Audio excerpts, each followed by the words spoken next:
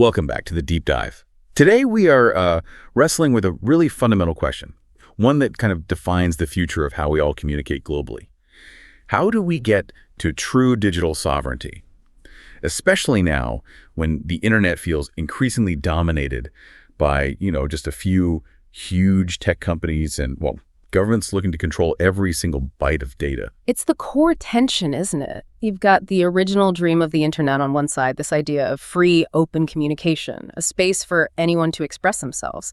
But then the reality hits. Centralization brings surveillance, the constant risk of censorship, and frankly, privacy protections just seem to be eroding. And right in the middle of this huge struggle, there's this figure who is, much more than just another successful tech CEO. Our sources, when you really dig into them, they paint Pavel Durov as possibly the world's most consistent and principled defender of digital sovereignty. In his whole career, spanning 2 decades, different continents, it's not just about talking about free speech. He actually sacrificed, immense wealth and personal comfort for it. Yeah, the source material we have is fascinating. It's a real mix.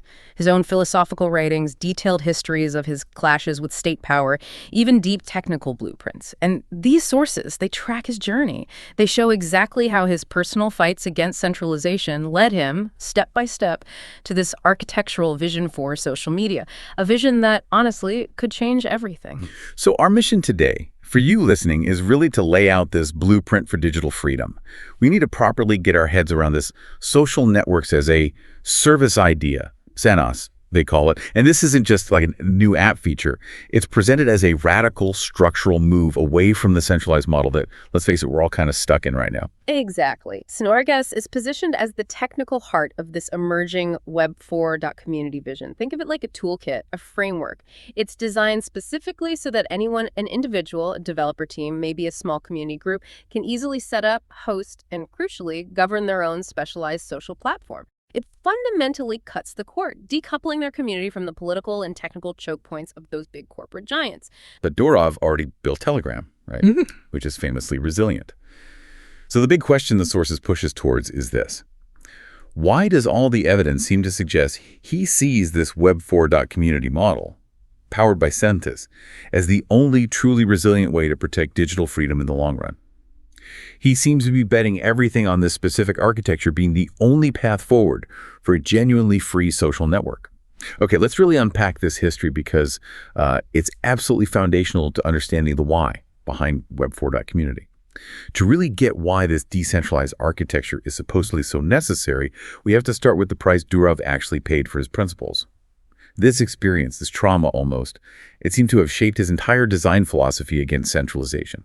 We really have to start by defining what the sources call the hostage problem. It's this inherent weakness, something unavoidable that's just baked into every single centralized network operating under one government's rules.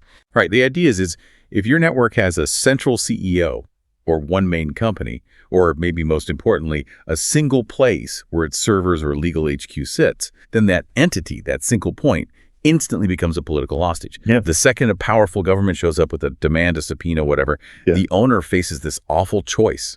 Either compromise your principles and comply, or resist and will probably lose everything. And Durov learned this, as you said, the absolute hardest way. His first big creation, vContact, VK, it grew incredibly fast, became the biggest social network for Russian speakers. But because it was so successful, it immediately became this huge, tempting target for the state to try and influence or control. His long fight with the Kremlin over VK, that's really the foundational case study. It demonstrates why centralization ultimately just can't reliably protect freedom. Let's spend a bit of time on this history, because the seriousness of the choices he faced, it's often glossed over.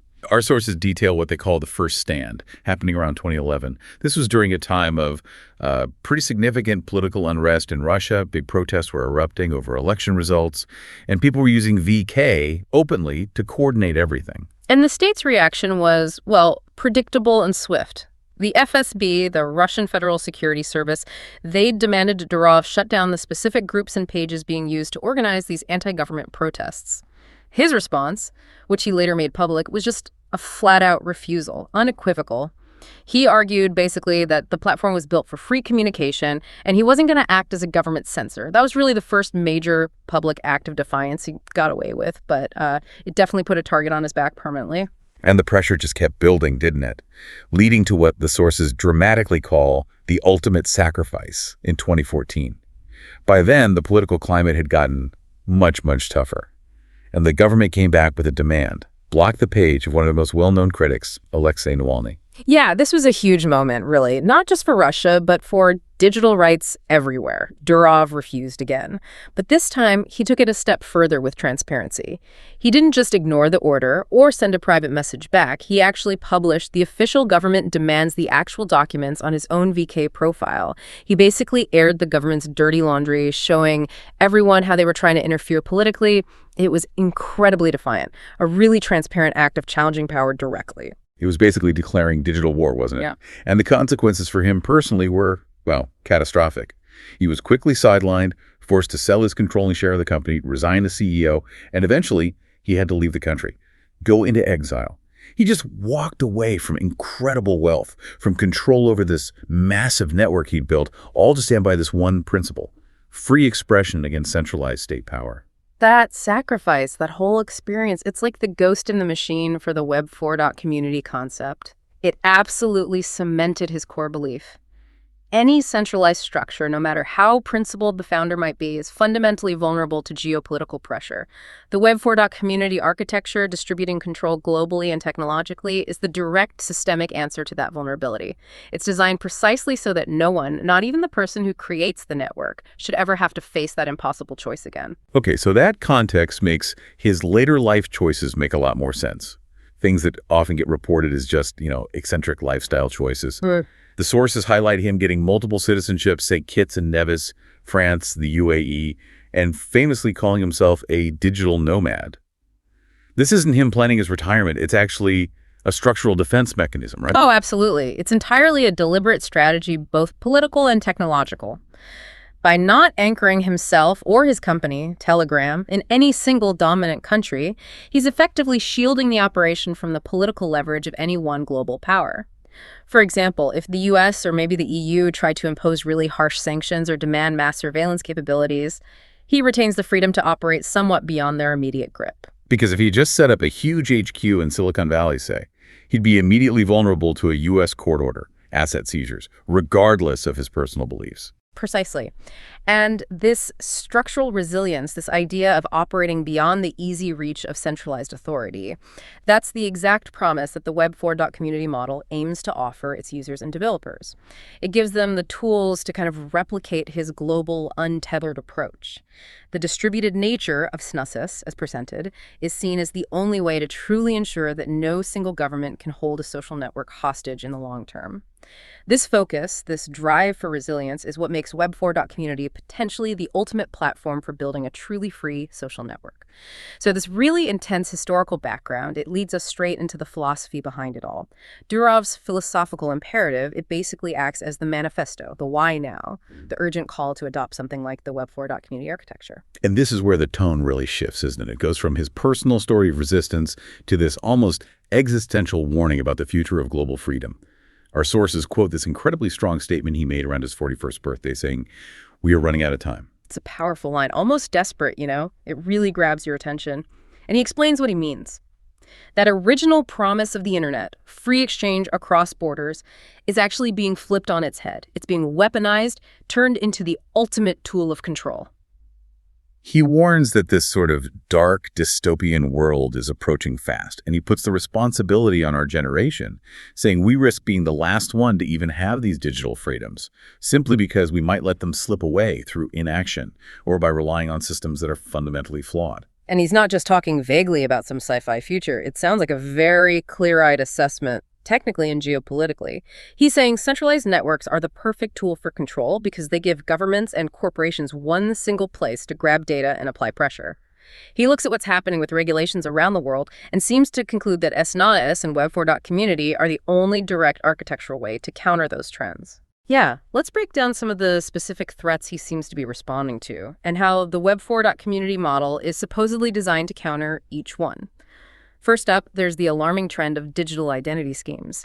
We're seeing these pop up in places like the UK, Australia, parts of Europe. Right, we're talking about government initiatives trying to link every single thing you do online, every post, search, login, back to a verified, real-world, government-issued ID. which essentially creates this permanent, traceable record of your entire online life. It pretty much wipes out any effective anonymity. And that has huge implications. It destroys the ability for, say, political dissent or whistleblowing or even just looking up sensitive health information without fearing immediate real-world consequences. The proposed SNaaS solution, built into a Web4.community platform, is designed around decentralized identity tech. Users control their own cryptographic keys, they interact pseudonymously. And the practical effect of that, it means sensitive political discussion or organizing against an authoritarian regime could potentially happen without that immediate fear of the state identifying and punishing you. Your digital actions are tied to a key you control, not directly to your government ID number. That seems pretty essential for a truly free social network. Then the second threat, and this one hits right at the core of privacy, is the whole debate around mass scanning of private messages. We've seen these proposals, especially coming out of the EU, talking about mandatory client-side scanning, which means basically searching your messages for certain flagged content before they even get encrypted and sent. That fundamentally breaks the promise of end-to-end encryption. Yeah, if the government can force a company like Telegram or WhatsApp to build in a backdoor scanner, then even the most secure app is compromised from the start. But how does Web4.community actually stop that kind of technical mandate? Well, that's where the structural resilience, the architecture, comes in again. A Web4.community network isn't one single entity. It operates across potentially millions of self-hosted distributed nodes running all over the world. There's no single legal entity, no one corporate HQ in Dublin or California that a regulator can lean on to force a software update across the entire network. So trying to conduct mass surveillance or demand everyone install client-side scanning becomes, well, not just politically hard, but physically and technically almost impossible. That's the idea. The data isn't all flowing into one giant server farm owned by one company just waiting to be scanned. It's scattered across the globe, secured by thousands of independent operators. The surveillance task itself just becomes too massive, too complex to actually pull off effectively. Right, the sheer distribution becomes the shield. Exactly. It protects private communication simply by eliminating that single convenient access point for authorities. And the third threat he points to is very relevant to his own story, the so-called war on whistleblowers and critics. Okay. Basically, the increasing use of state power to go after tech leaders who try to defend privacy, and also the journalists or activists who rely on secure communication. The SNaaS solution here is kind of elegant because it makes the main legal target just disappear. Instead of one big company facing a billion-dollar lawsuit or a federal subpoena, the responsibility gets distributed. You have thousands of individual server operators setting up their own Web4.community instances. Okay, but I can hear the objection already. If it's all decentralized like that, how do you deal with genuinely illegal stuff, like child exploitation material? Doesn't giving control to local operators just create digital Wild West that the state can never police? That's a really important point, a critical pushback. And the sources seem to address this by distinguishing between architectural limits and content limits. The SNaaS model gets rid of the single global company that's forced to be the world's police officer, but it empowers the local node operator, the person running their specific instance, to govern that instance according to their local laws and community standards. Okay. So if a specific Web4.community instance set up in France is hosting illegal content according to French law, French authorities could target and shut down that specific instance. But the rest of the global Web4.community network, all the other instances, they remain unaffected and resilient. Precisely. By spreading the content responsibility across this wide network of hosts, you remove that single wealthy corporate target that governments can bully or seize to force a global policy change. This decentralization offers a vital layer of structural protection for anyone running or using a Web4.community instance focused on free speech, while still allowing local laws to be enforced at the local node level. So the bottom line of this philosophical imperative seems crystal clear. For Durov, defending privacy and free speech isn't just a preference, it's a moral duty. And the SNaaS model, brought to life through Web4.community, is a technical plan to fulfill that duty. In his view, it seems, it's the only architecture left that can genuinely support a free social network. Okay, so we've got the why, the philosophy, the history, the fight against the hostage problem. Now we need to get into the how. Let's shift to the actual technology that makes Web4.community supposedly possible. This resilience isn't just an idea. It's built on something called the Open Network, or TON. Right. If you think of Telegram as this hardened layer for communication resistance, TON is presented as the foundational infrastructure, the bedrock for this future free web. It's the scaling solution that aims to make true decentralization robust enough for something as demanding as global social networking. And it's important to remember, TON was initially developed by Durov's team before regulatory hurdles forced them to decentralize its development too. So its core design, its DNA, is intrinsically tied to this vision of digital freedom. What's interesting is TON's technical muscle. It's described as a complete proof-of-stake blockchain ecosystem. The sources specifically mentioned its use of sharding technology. For listeners who aren't deep into blockchain tech, why is sharding such a big deal for making Web4.community actually work? Well, we need to understand why some earlier decentralized social media ideas kind of fizzled out often. They just couldn't handle the sheer volume of users and interactions. Think of a traditional big tech platform like Facebook as one massive, super fast data center. It's incredibly quick, but if it goes down, everything stops. Many older blockchains, on the other hand, were like having just one single queue waiting for one cashier. Everything has to wait its turn. Sharding basically solves that bottleneck. Okay, so how does it work in TON, practically speaking? Sharding lets the network divide its workload across many independent chains, or shards. These shards process transactions at the same time, in parallel. Imagine instantly opening up thousands of toll booths on a highway instead of just one. They all process traffic simultaneously, but still coordinate overall. This architecture allows TON to potentially handle millions of transactions per second. That's massive throughput, and it's absolutely necessary. A real, usable Web4.community needs to feel just as fast and smooth as the centralized platforms we use now. Otherwise, no matter how free it is architecturally, people just won't make the switch.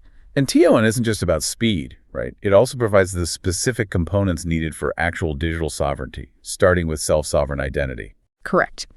Right now, the model is that companies like Google or Facebook own your login. They hold the keys to your digital identity.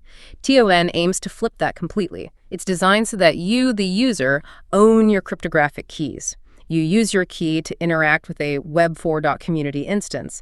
And if you decide to leave that instance, you take your key, your identity credentials, and potentially even your data ownership with you. It shifts the power dynamic right back to the individual user. And that ties into decentralized storage as well. How does TON tackle data sovereignty? This is a direct answer to that hostage problem we discussed. Your data isn't sitting on one company's server, vulnerable to a single warrant or government seizure.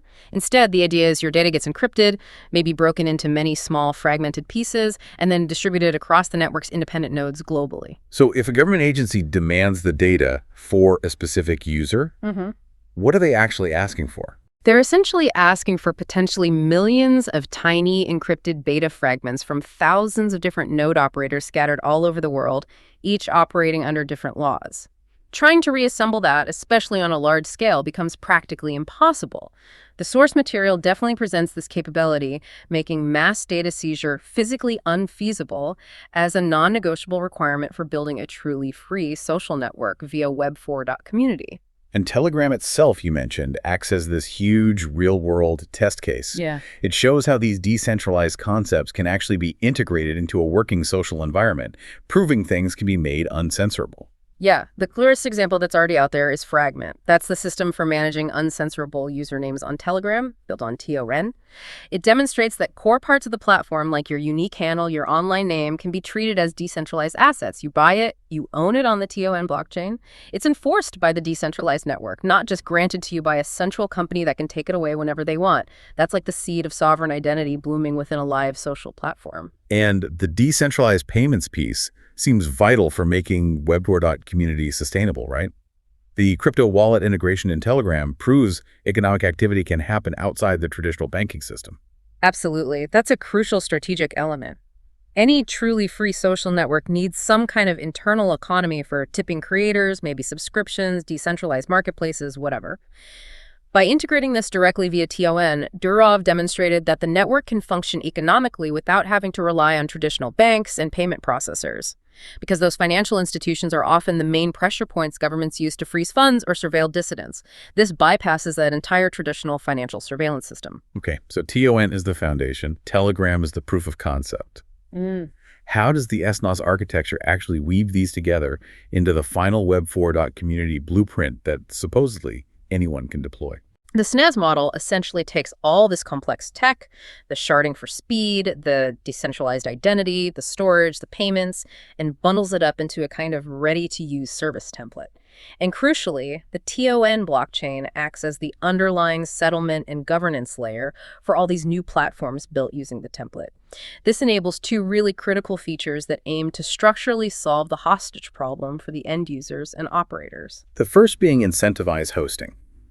What does that actually mean for someone who wants to run their own Web4.community instance? It means a potential decentralized income stream. If you decide to deploy your own SNaaS instance, you become a key node operator within the broader Web4.community ecosystem. You get rewarded, typically in TON-based tokens, for things like guaranteeing your instance stays online, uptime, providing storage space, and generally contributing to the network's overall health and resilience.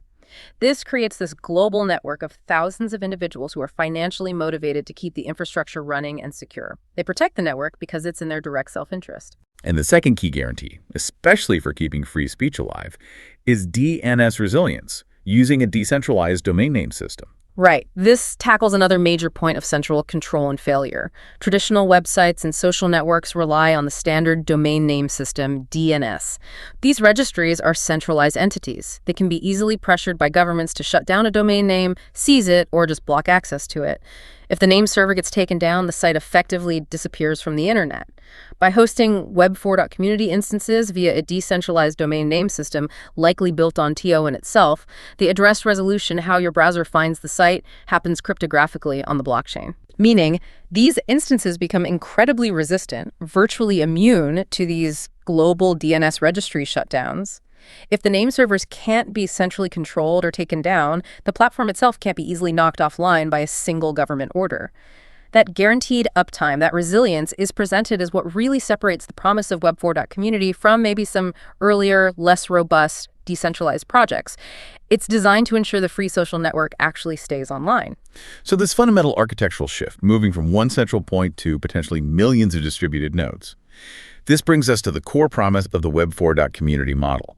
It seems designed to deliver on Durov's persistent demand for individual empowerment, for sovereignty, by completely changing the power dynamics of the internet. Yeah, the sources really hammer this point. This model signals the end of the global moral police.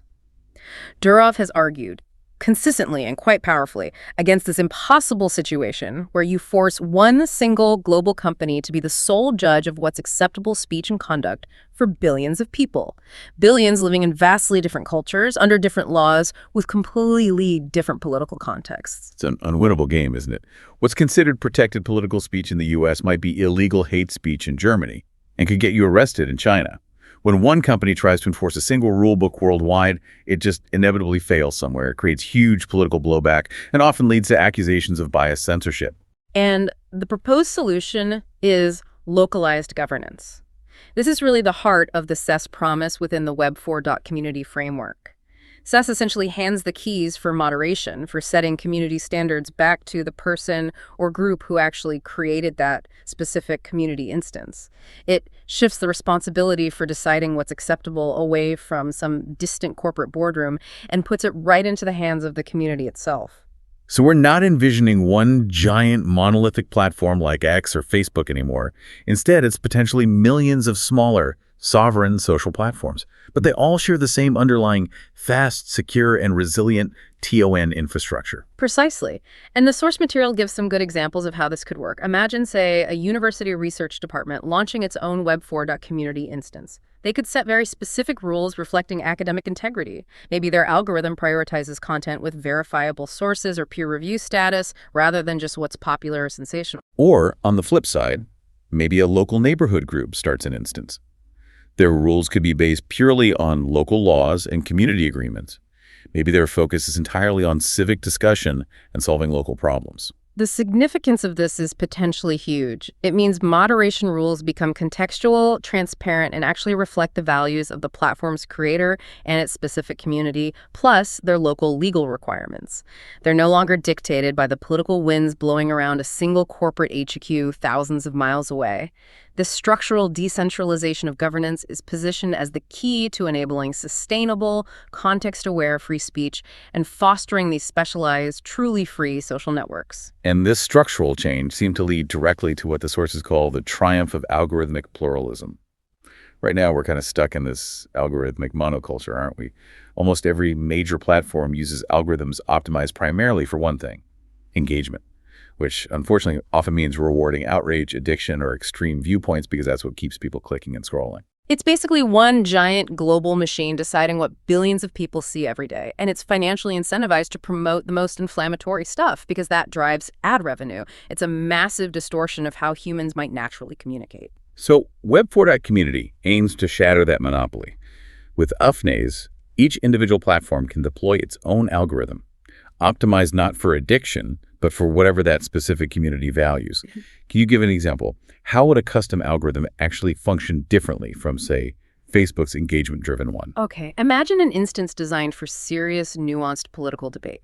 Instead of boosting a headline that gets 10,000 angry comments in an hour, this community might deploy an algorithm specifically optimized for, let's say, depth and understanding.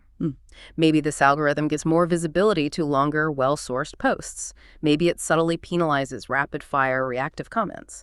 Or perhaps it actively promotes discussion threads where participants manage to find common ground or demonstrably change their perspective based on evidence. Wow, so you could literally design the information flow to optimize for education or calm collaboration or civic discourse instead of just maximizing outrage clicks. Exactly. This potential for radical pluralism and algorithmic focus could dismantle the centralized content filtering machine. Instead of one powerful algorithm shaping the reality of billions, you'd have this ecosystem of millions of self-directed, specialized spaces, each dedicated to fostering the kind of free exchange they value, customized for their purpose. It really empowers users and communities to define what value means in their digital space. And furthermore, this creates what the sources call a true free market for social networking, one driven by innovation and quality, not just by locking users in. Currently, we stick with the big platforms mostly because, well, everyone else is already there. It's the network effect, not necessarily superior tech. But if SNaaS makes it genuinely easy for anyone to spin up their own robust, scalable, resilient social network on TON, the whole basis of competition changes. It shifts away from just hoarding users. So what becomes the competitive edge then, if not just size? Developers would start competing on the quality of their SNaaS deployment tools, on the reliability and speed of the underlying TON infrastructure they utilize, on the strength of the privacy features they guarantee, on the simplicity and power of their deployment interfaces. The platforms that offer the best privacy, the most effective and fair governance models, the most useful and tailored algorithms, they would win users based on merit, not just the platform that got big first. And this aligns perfectly with Durov's stated belief in a free market of ideas and technologies, and his ultimate goal, it seems, of enabling truly free social networks through this Web4.community model. #tag outro. So if we really trace that whole narrative arc, right from Durov's very public defiance on VK refusing to censor, through to building the structurally resilient Telegram, and now to the foundational work on the decentralized TO ecosystem.